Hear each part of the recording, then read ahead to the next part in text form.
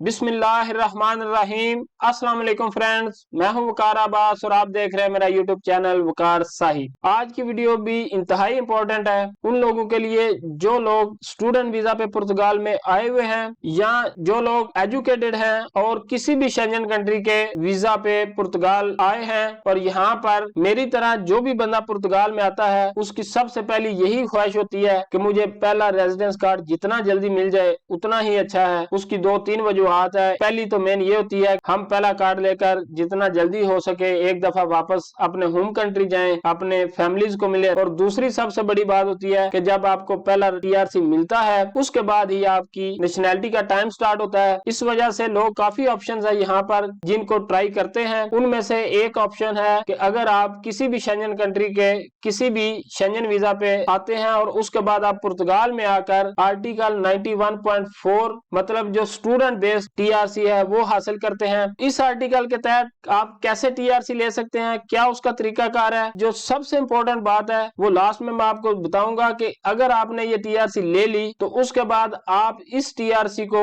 जो normal job contract article TRC है उसमें कैसे कन्वर्ट कर सकते हैं। अगर आपने कन्वर्ट करना है तो उसके लिए क्या रिक्वायरमेंट्स हैं। लेकिन अगर इन फ्यूचर आपकी ये स्टूडेंट टीआरसी जॉब आर्टिकल में कन्वर्ट नहीं होती तो फिर आपकी ये टीआरसी का जो टाइम ड्यूरेशन है वो काउंट होगा या नहीं होगा। फ्यूचर में इस टीआरसी के क्या कंसिक्वेंसेस हो सकते हैं, इन सारे सवालात पर आज मैं बात करूंगा। तो अगर वीडियो पसंद आए तो वीडियो को लाइक शेयर और कमेंट जरूर किया करें। जिन दोस्तों ने अभी तक मेरा चैनल सब्सक्राइब नहीं किया वो चैनल को भी लाजम सब्सक्राइब कर लें और साथ में वो टल्ली वाला बटन लाजमी प्रेस किया करें ताकि आपको डेली मेरी एक वीडियो मिल सके। तो चलिए वीडियो को स्टार्ट करते हैं। जो भी दोस्त अभी किसी भी शेंजन कंट्री का वीजा लेकर यूरोप आ रहे हैं उनमें से तकरीबन 90% लोगों की फाइनल डेस्टिनेशन पुर्तगाल ही है। तो यहाँ पर आकर अगर तो कोई बंदा पढ़ा लिखा है और वो अपना टीआरसी 3 महीनों में या 6 महीनों में लेना चाहता है तो वो स्टूडेंट कार्ड ले सकता है। स्टूडेंट कार्ड के लिए आपको यूनिवर्सिटी में एडमिशन लेना पड़ेगा।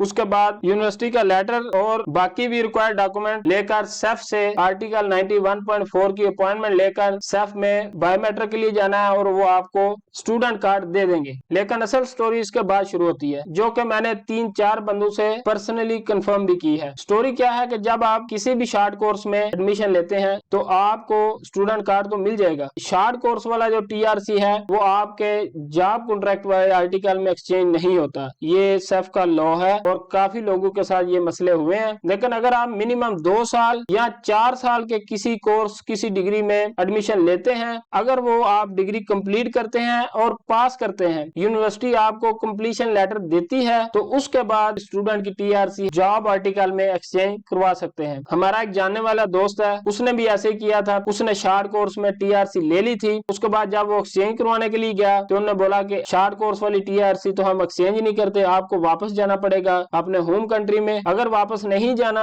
फिर आपको यूनिवर्सिटी में 2 साल या 4 साल मिनिमम 2 साल या 4 साल वाले किसी कोर्स में एडमिशन लेना पड़ेगा। वो course as a student complete करना पड़ेगा। उसके बाद आपकी टीआरसी हम जॉब आर्टिकल में एक्सचेंज कर देंगे। क्योंकि पुर्तगाल में स्टडी चीप नहीं है, इतना आसान नहीं है। अगर आप डिग्री भी साथ करते हैं काम भी करते हैं तो यहाँ पर मैनेज करना काफी मुश्किल हो जाता है। तो फिर उस दोस्त ने यहाँ से तकरीबन 200-300 किलोमीटर दूर किसी सस्ती यूनिवर्सिटी में एडमिशन लिया और हफ्ते में 2 दिन वो उधर जाता था। वो चूंकि टैक्सी करता था तो उसके बाद बाकी जो वीक डेज है वो यहाँ पर टैक्सी चलाता था। तो बड़ा ही स्ट्रगल करके उसने वो डिग्री कंप्लीट की और उसके बाद उसने उस कार्ड को एक्सचेंज करवाया। तो ये चीजें जो है ना वो मिसअंडरस्टैंडिंग है लोगों में, ये आपको पता होना चाहिए।